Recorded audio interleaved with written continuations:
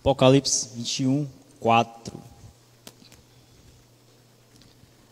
A nossa única esperança, igreja, segundo diz o Catecismo da Nova Cidade, é que seja na vida ou na morte, não somos de nós mesmos, mas pertencemos unicamente a Deus.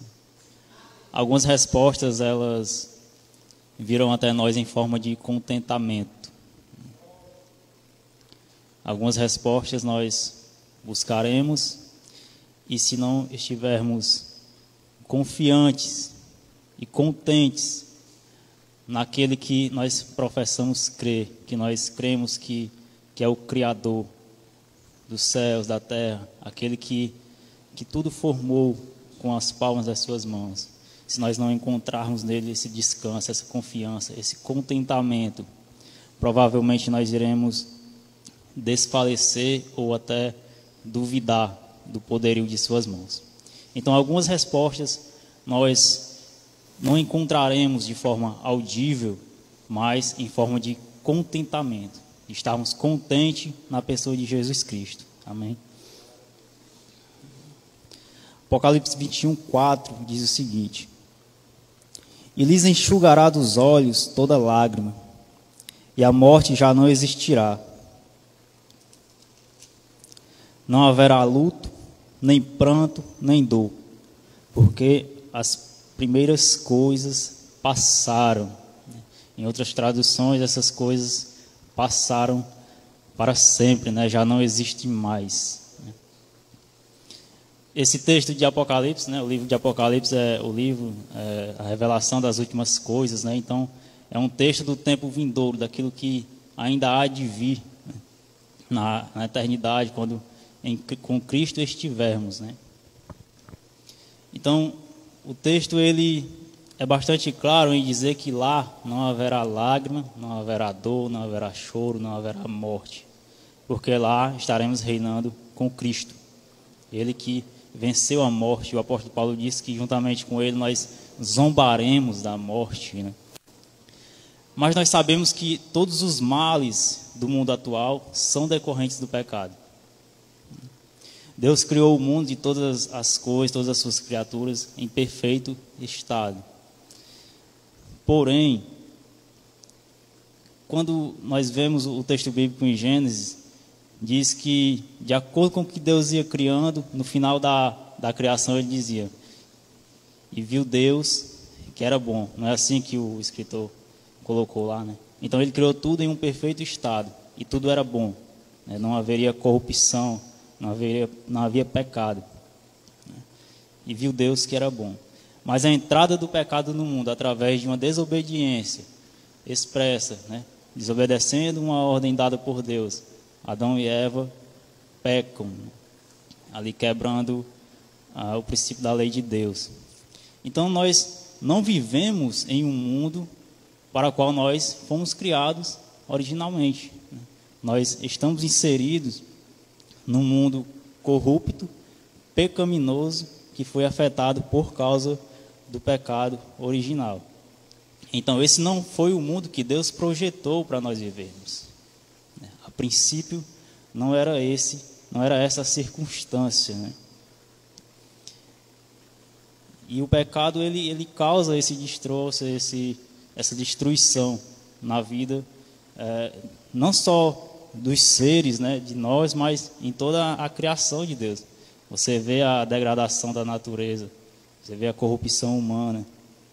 Então o pecado ele causa isso, ele nos separa de Deus.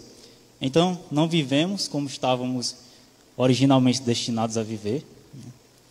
Algo foi quebrado, foi corrompido e afetou a criação.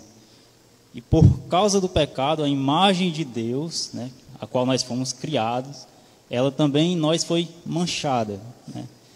Nós não estamos mais refletindo a perfeição de Deus, apesar de ainda sermos imagem e semelhança dele, mas o pecado também afetou isso em nossas vidas. Então, não somos mais como Deus nos criou, né? Somos seres que agora pecamos, quebramos a lei de Deus. Então, por isso, como diz o versículo de Apocalipse, há mortes no mundo, há choro, há dor, a lágrimas, né? Porque se o versículo diz que na eternidade não haverá isso, é porque agora há, né? Agora existe essas questões. E o pecado, ele afeta a vida do homem nas suas tomadas de decisões, nas suas escolhas. Elas são feitas, movidas pela influência do pecado que há nos nossos corações, né? Tudo quanto fazemos, até as coisas boas que fazemos, se nós não nos atentarmos, se nós não vigiarmos, nós faremos isso para a nossa própria glória. Muitas coisas que nós fazemos para sermos vistos, fazemos para que as pessoas nos enxerguem de alguma forma, nos elogiem, e isso é um princípio errado, né? Porque tudo que nós viemos a fazer, temos que fazer para glorificar o nome do Senhor, para projetá-lo para o mundo, para que o mundo possa vê-lo, a sua imagem em nós. Então, coloca em 1 João 3:2.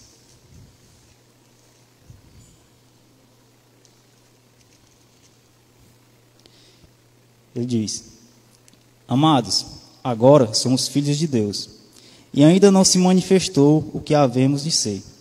Sabemos que, quando Ele se manifestar, seremos semelhante a Ele, porque haveremos de vê-lo como Ele é.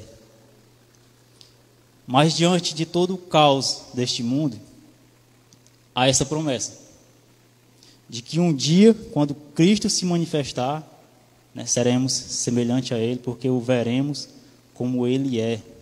Teremos uma mente renovada.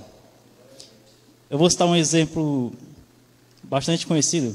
Por exemplo, quando alguém diz que na eternidade nós veremos entes queridos, amigos no inferno.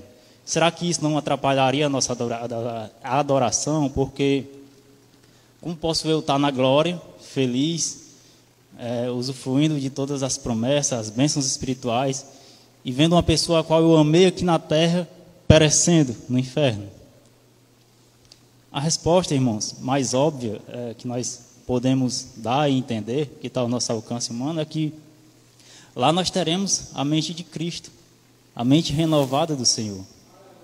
Lá nós não olharemos para essas pessoas e iremos sentir por elas a dor, porque nós enxergamos e nós seremos como Cristo é. Estaremos em um estado perfeito novamente. Receberemos um novo corpo, uma nova mente. E acreditem, aquelas pessoas também não estarão lá implorando para estar no lugar que nós estaremos.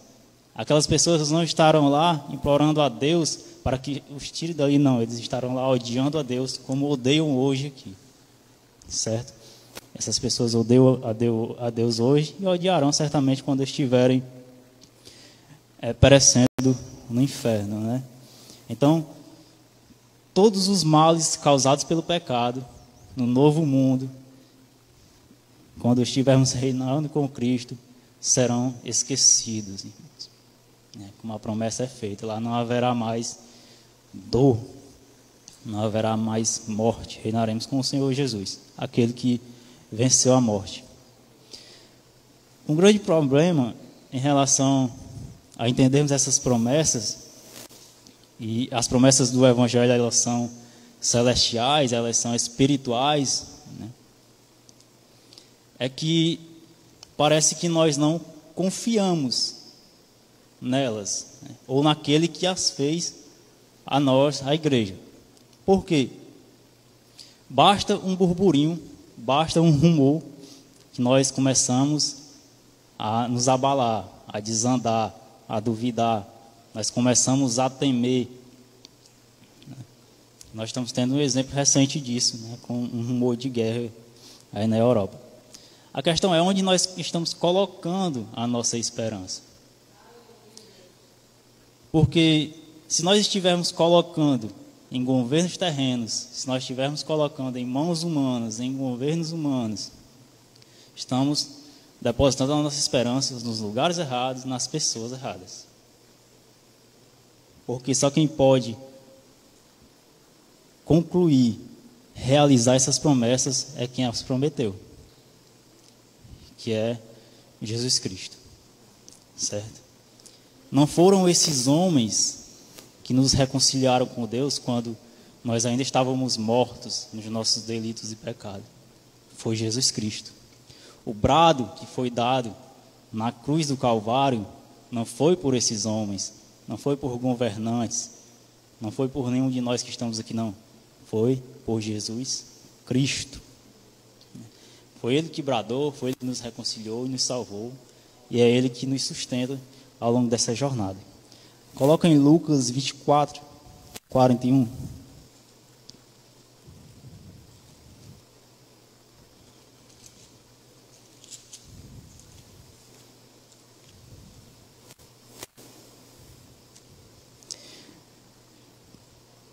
Aqui o texto narra, após a ressurreição de Jesus e os discípulos no caminho de Emaús, eles vão conversando entre si, e ali eles encontram um homem que eles não reconhecem naquele primeiro momento, que era Jesus, e ele começa ali a expor as Escrituras, né? E durante esse percurso eles dizem, por acaso o nosso coração não ardeu, né, quando foi nos exposta às Escrituras, né?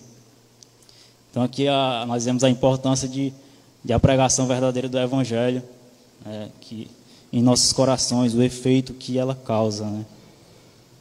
Então o texto diz, e por não acreditarem os discípulos, eles ainda, por causa da alegria e estando admirados, Jesus lhe disse, tendes aqui alguma coisa que comer? Então, versículo 42, lhes apresentaram um pedaço de peixe assado e um favo de mel. E ele comeu na presença deles, né? Aqui é após a ressurreição de Jesus Cristo. Irmãos, vou repetir. Este mundo é caído, os governos se corrompem, nós nos corrompemos, somos pecadores. Mas nós sabemos também que em todas essas circunstâncias, em todas essas dificuldades, Deus continua no controle de todas as coisas. Amém? Amém. Então os discípulos, como o versículo diz, eles encontraram a alegria na glória da ressurreição de Jesus Cristo. Nós nos reunimos na ceia, partilhamos o pão, momento de comunhão, porque Cristo ressuscitou. Amém? E essa mesma esperança, essa mesma alegria que os discípulos tiveram na ressurreição de Cristo, ela deve estar em nossos corações. É essa esperança que deve nos mover. É essa esperança que deve mover as nossas escolhas, as nossas tomadas de decisões, as nossas vidas. É essa esperança que deve mover a igreja.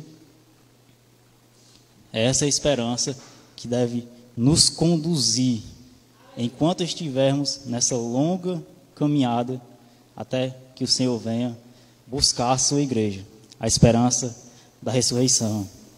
Em meio a todos esses dilemas, falta de respostas, precisamos nos alegrar, ser contentes.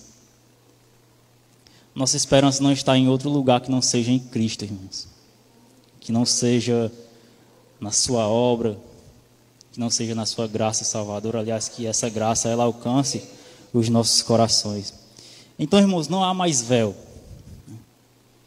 Ele foi rasgado, Cristo bradou. Foi consumado, irmão. Foi consumado. Nós podemos agora se achegar a Cristo. Nós podemos agora nos alegrarmos nele. Nós não estamos mais perdidos, irmãos. Nós fomos achados, resgatados pelo bom pastor.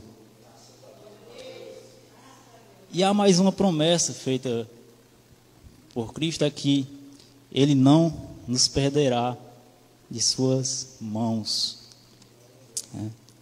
Ele não só nos resgatou, mas ele também nos sustenta. Então, de maneira alguma, Cristo perderá aqueles que ele chamou, aqueles que ele buscou, que ele resgatou, que ele salvou. Amém? Coloca em João 6, de 38 ao 40.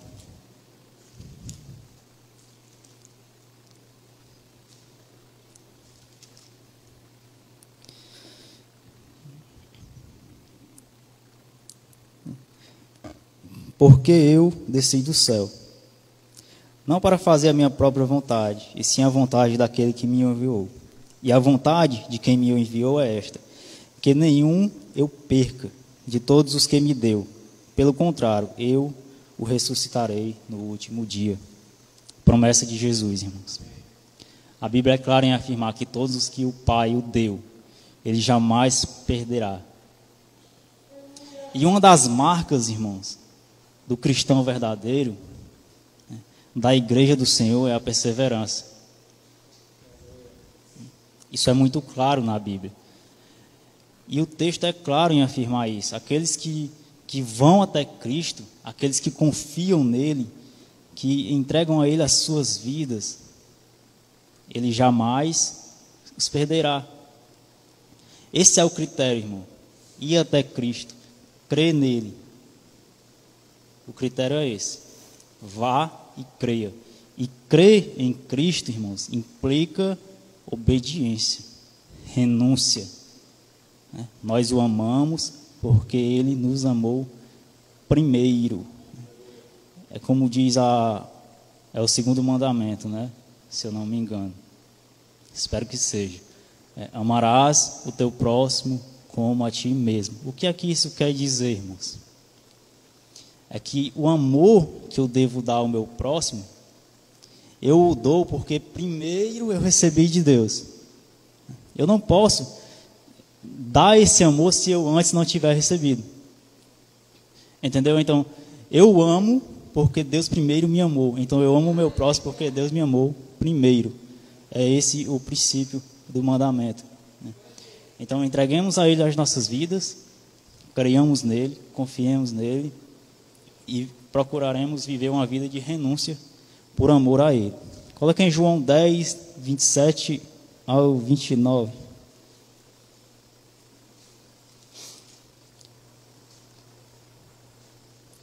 As minhas ovelhas ouvem a minha voz. Eu as conheço e elas me seguem. Eu lhes dou a vida eterna, jamais perecerão, e ninguém as arrebatará da minha mão. Aquilo que meu Pai me deu é maior do que tudo, e da mão do Pai ninguém pode arrebatar.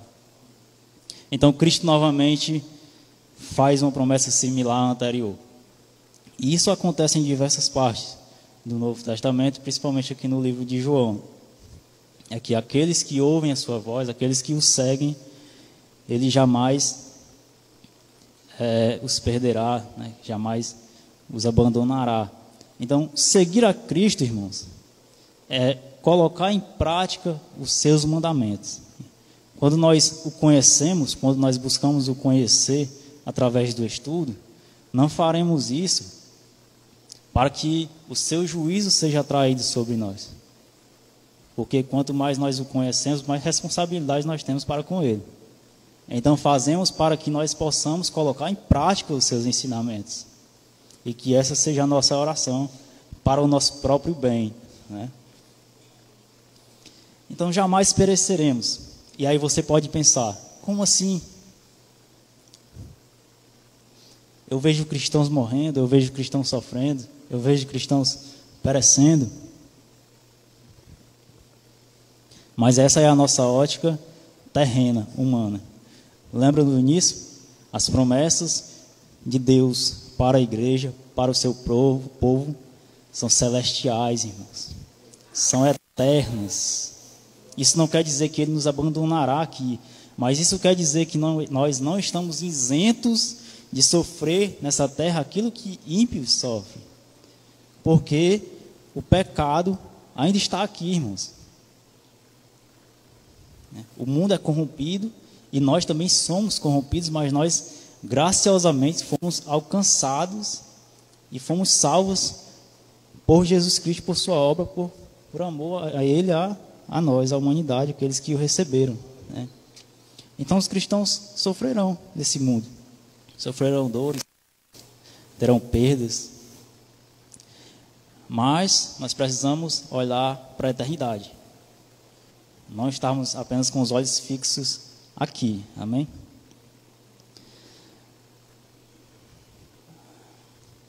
Então, a promessa de Cristo é que nós não pereceremos, mas na eternidade. Não iremos para a condenação eterna, mas para a salvação eterna. A promessa dele vai além desse plano que nós estamos, além deste mundo caído, além desse momento da história. E a vida eterna que Cristo nos concede, irmão, ela não pode ser perdida. Ninguém pode tirar-nos das mãos de Jesus, irmãos. Ninguém. Efésios 1, 13 ao 14.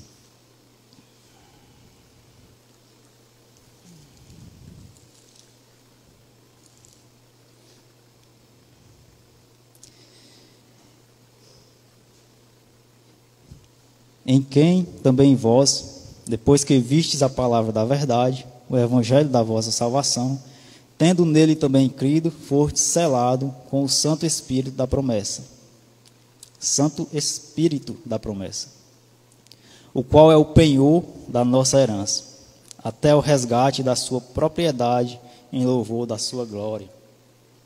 Então, talvez as circunstâncias que nós enfrentamos nesses mundos, os fardos, né, dessa vida, em algum momento tenham nos desanimado. Em algum momento tenham levado, como eu disse no início, nos levado a duvidar,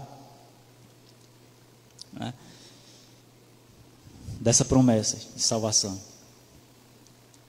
Mas entenda, irmãos, que a providência de Jesus, por meio do Espírito Santo, é nos segurar durante essa jornada.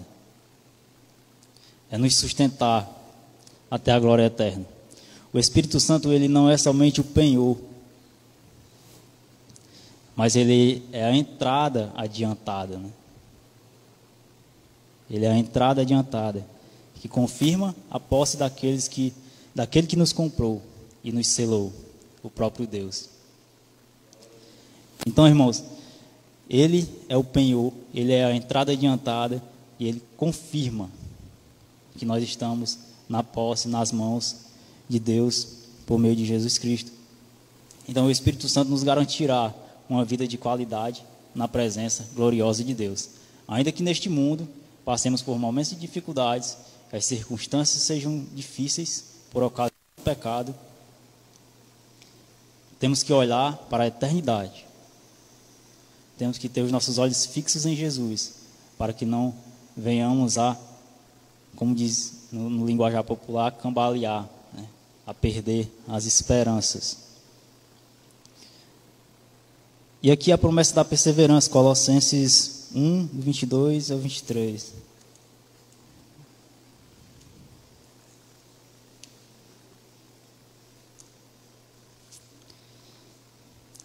E a vós outros também, que outrora éreis estranhos e inimigos no entendimento pelas vossas obras malignas, agora, porém, vos reconciliou do corpo da sua carne, mediante a sua morte, para apresentar-vos perante ele, santos, inculpáveis e irrepreensíveis.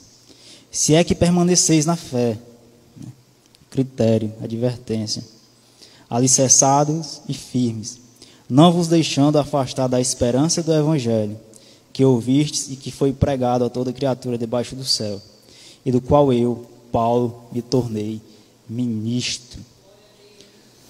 O verdadeiro cristão, irmãos, ele perseverará na fé até o final de sua vida, diante de todas as circunstâncias. Perseveraremos.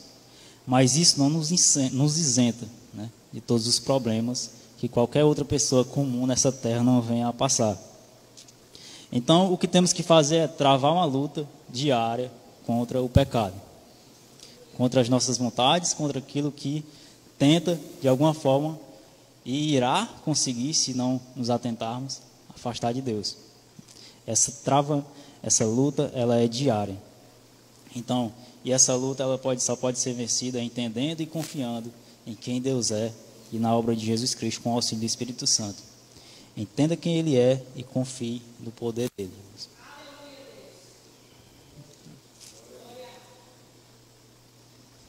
João 3,16, o versículo mais conhecido de toda a Bíblia, a garantia da perseverança.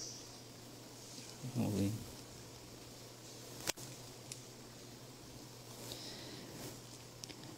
A missão do Filho, né? Porque Deus amou o mundo de tal maneira que deu seu Filho unigênito, para que todo aquele que nele crê não pereça, mas tenha a vida eterna. Amém, irmãos? Então, o critério é crer nele para receber a vida eterna. Esse é o critério. E crer implica obediência, como já foi falado. Então, se nós temos confiança na obra de Jesus Cristo, se nós temos a certeza de que Cristo, na cruz do Calvário, foi capaz de tomar e suportar sobre si todos os nossos pecados, e de confiar que Ele pode levá-los até o trono da graça, irmãos, e se nós crermos nessa promessa, seremos salvos, irmãos. Essa é a missão do Filho, é vir buscar o seu povo, salvar, reconciliar com o Pai. Então somente Cristo pode nos levar até o céu, através de sua obra, e não na obra de mãos humanas, nas nossas próprias obras, né? Já que somos justificados pelo sangue do Cordeiro. Então, essa confiança em Cristo é uma das provas de uma fé verdadeira, de uma verdadeira fé cristã, professada por nós, pela igreja, né? Jesus é a única esperança para nós, irmãos. Fora dele não há esperança. Fora de Cristo não há salvação. Fora de Cristo não há transformação, não há renovação de mente. Fora de Cristo nós não amaremos verdadeiramente o próximo. Porque se partirmos dos princípios humanos, nós só conseguimos amar aqueles que têm algo a nos oferecer, que podem nos fazer o bem, né? Mas quando se trata da eternidade, daquilo que é referente a Deus, tudo é contrário ao que nós desejamos, o que nós cremos muitas das vezes. Esses são os nossos conflitos, né? É olhar para Cristo e procurar imitá-lo. Então, irmão, Jesus é a nossa única esperança. E essa esperança é o que deve mover o nosso coração, o coração da igreja, sempre buscando enxergar além do que nós podemos ver, além do que está ao alcance dos nossos olhos humanos. Sempre buscando enxergar aquilo que é eterno, aquilo que é perfeito. Mesmo em meio à dor, ao sofrimento, Jesus é o nosso guia seguro para o céu. O Espírito Santo é o nosso auxílio para essa jornada difícil, de dor, de sofrimento, mas Ele é aquele que nos conduz. Ele é aquele que nos auxilia nas nossas tomadas de decisões, nas nossas escolhas, para que nós possamos fazê-las de acordo com a vontade de Deus. Então a nossa maior necessidade, irmãos, ela não é física. A nossa maior necessidade é espiritual. A nossa maior necessidade é de salvação. E só quem pode exercer essa salvação é Jesus Cristo. E nós precisamos nos tornar totalmente dependentes de Cristo. Lembre-se do que está em Cristo em João. E está escrito em João que sem Ele, Cristo, nada nós podemos fazer. Somos totalmente dependentes dele, irmãos.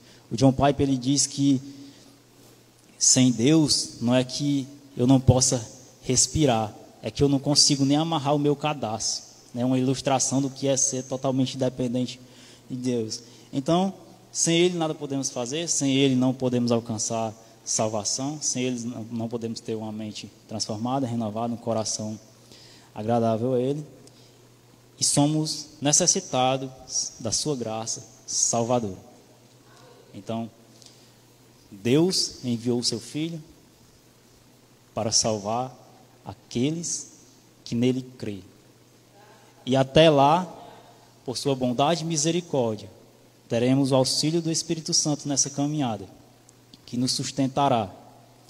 E aí eu quero ler, para concluir, o texto de Apocalipse 21:14 novamente, para renovar as nossas forças, né?